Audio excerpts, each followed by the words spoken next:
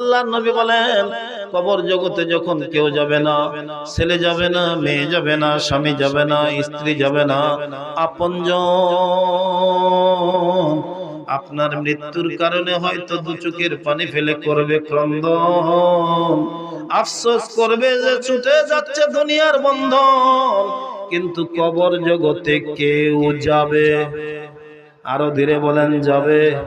কিন্তু পয়গম্বর বলেন, ইদা উযিয়াল মাইয়িত ফিল কবর, একজন মাইয়িতকে যখন কবর জগতে রাখা হয়, ওই লোকটা যদি কোরআনকে মহব্বত করে, কোরআনকে ভালোবাসে, কোরআনওয়ালাকে ভালোবাসে, এমন কি কোরআন পড়তে জানে না, রাতের গভীরে পৃথিবী নীরব, নিরিবিলি উঠে ওযু করে আল্লাহর কোরআনটা হাতে নিয়া চোখের পানি ফেলে, কিন্তু কোরআন পড়তে পারে না।